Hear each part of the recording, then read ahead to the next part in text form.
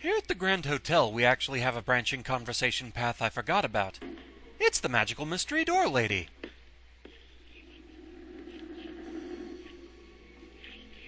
Josh, are you in there? No one comes to visit anymore. We never tried the option, how did you get here? We just went with who are you? The how did you get there option is still there for the second conversation branch if you take who are you, but we never tried it. So, how did you get here? What are you doing in this hotel? This place should be condemned. I can't leave. Not yet. This is no place to be alone. You need to leave. I lost something once dear to me. Now all I have is memories of the past, of better times, but I don't know where they are. I can't go until I have them. Will you help me? We also didn't try being unhelpful. I can't help you. I really can't. I'm looking for a little boy. My brother. Have you seen him? I've seen horrible things. Darkness. This is no place for a child. I should go. I hope you find what you're looking for. I understand. Come back if you change your mind. I didn't mean it like that. Of course, Magical Mystery Door Lady does have the key that we need to leave the hotel, so it becomes a case of, but thou must. Tell me what you need. I'll see what I can do. So difficult to remember. The warm sunlight dancing on the water. The smell of cotton candy in the air. And the sound of wind blowing through the trees. Find them for me, and I'll give you what you need. How will I know when I found them? 3 small windows of better days. You'll know when you see them. Okay, I'll look around. You have a kind voice. So at the end of the day, it doesn't really change much. The ending is still the same. But hey, branching conversation paths. We got 'em.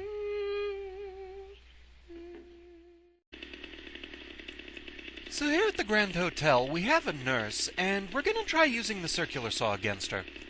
Trying it out a little bit more. You have a basic side-to-side sweep you can do with it. The strong attack, at first glance, it doesn't seem to do much. But if you hold the button down instead of just tapping it, it takes a little while to charge up, but it does more damage that way. So we'll see what we can do here. The main problem with the circular saw is you can't really do major combos with it.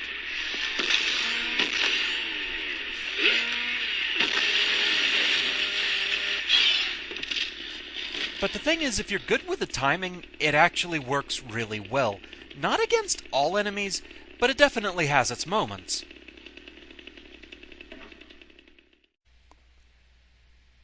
Here at the end of the Grand Hotel, we're close enough to the next thing I need to show. But there is something rather silly that I found out. As you might remember from the original LP, once you go down this hall, this door is locked.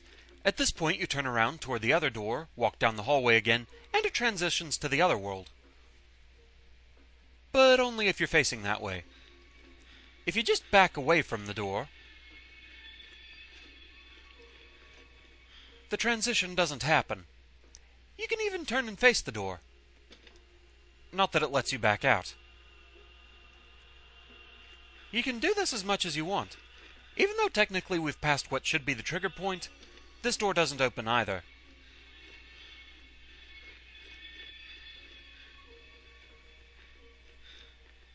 It's only if you turn and face this door and are a certain distance away from it. There we go.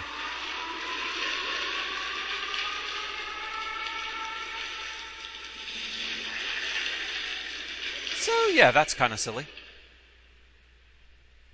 It's even possible to outrun the otherworld transition, and it's only once the door itself transforms that you can go through. But anyway, we have an appointment with Mayor Bartlett. Mayor Bartlett. Mayor Bartlett, I need to talk to you. Yeah? Well, make an appointment in my office. We never took the option, do you know me? Do you remember me? My dad was the sheriff. Who? Adam Shepard? That idiot couldn't protect a donut shop. Leave me alone. Well, tell us how you really feel. Tell me about Joey just ends the conversation, so instead we'll take an option that we took earlier, what happened to Shepherd's Glen. What the hell's happened to Shepherd's Glen? You're the mayor. These people are your responsibility. Now you listen to me, you little asshole. I did everything I could to protect those people. But you can't stop what's already been started. What the hell else do you want from me? Don't you want to do more asks about Joey and moves toward the tell me about Joey choice. But we never took the option you didn't do enough. You didn't do a good job of protecting your own son, did you? Bet you don't even know where he is. Are you saying I'm a bad father? Who the hell are you to say that? I've done the best I could for him. I taught him everything he knows. I bought him anything he wanted, no matter how much it cost. You don't know anything about my son. And that also ends the conversation, and from here everything plays out as normal, and Mayor Bartlett becomes one with the ground.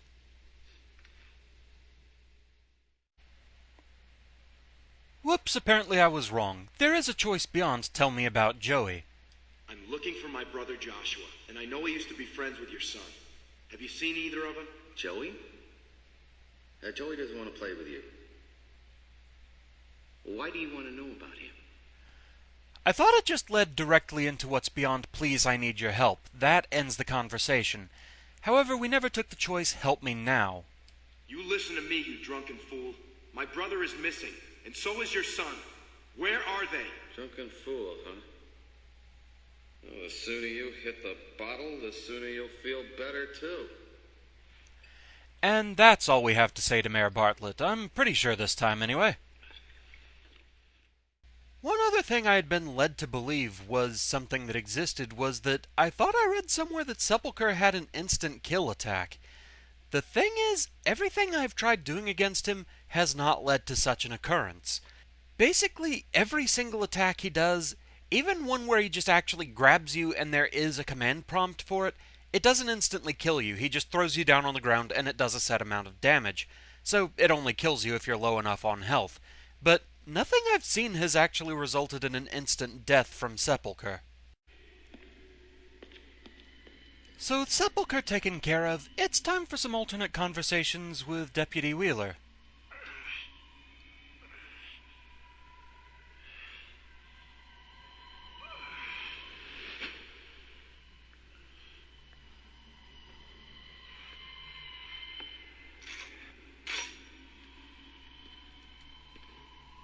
Deputy Wheeler. Well, well. Back in the world of the living. How did I get here? I put you here. Haven't quite made up my mind about you yet. Wheeler, come on, you know me. Let me out. You won't be going anywhere till I get some answers. Start talking. I don't know. Last thing I remember, I was in a greenhouse with Mayor Bartlett.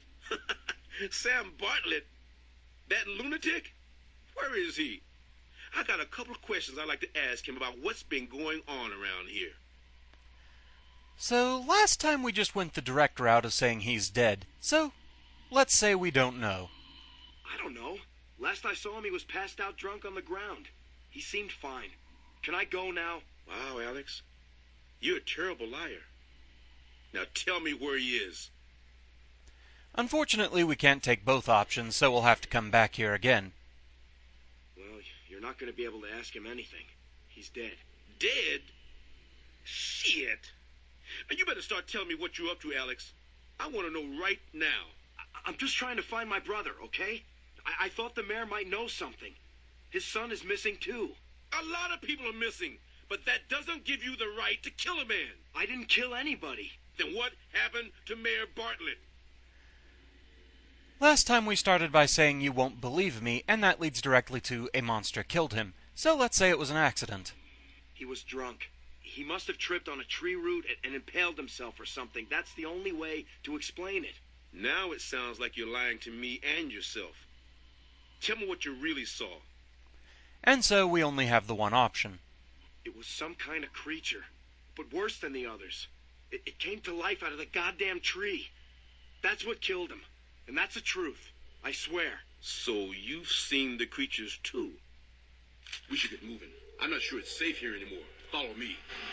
So we have one more option we haven't taken in this conversation, so back in a moment. So the only choice left here is to say that the mayor just went home. Innocent enough, sure. He said something about going home. Why don't you let me out of here and we'll go find him together? How stupid do you think I am, Alex? I want to talk to him. Where is he? And again, we're pretty much just left with admitting that he's dead. Well, you're not going to be able to ask him anything. He's dead.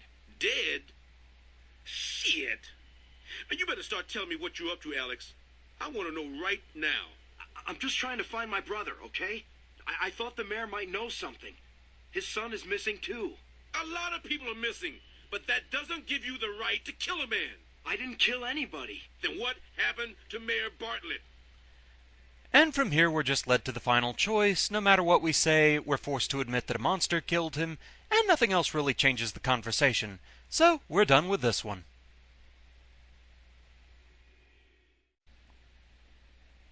Here at the end of Hell Descent, it's time for one more branching conversation.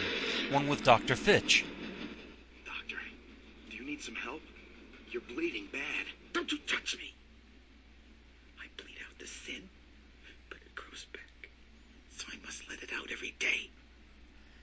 Basically, we didn't take the more direct or, well, rude paths. For example, fine, you fool. Fine, you crazy fool. I was only trying to help. You? You? You can't do anything. Here we only have one possible choice. What are you doing here? Why did you come to this place? I come here to remind myself. It's the only place I go where she listens to me. And again we have a choice. What does that mean? That boy needs therapy. Look, Doctor, stop talking like an idiot and start giving me straight answers. My brother is missing, the mayor's son is missing, and so is Scarlet. I want to know where they are. I don't care about them or you. My princess is the only thing that matters now. Her little hands, pure as porcelain, her smile like sunshine. At this point you can ask what happened to Scarlet, which just leads to the conversation about don't you dare mention her name, you're not worthy as one hair on her head, or you can just go ahead and give him the doll and end the conversation. Either way, we've pretty much seen everything new it has to offer, so let's go ahead and give him the doll, and Dr. Fitch becomes a snack. And speaking of snacks, during the second part of the fight with Scarlet, she can drop on you from the ceiling. If she does, it initiates an action prompt, and if you fail it, well, nom nom goes your head.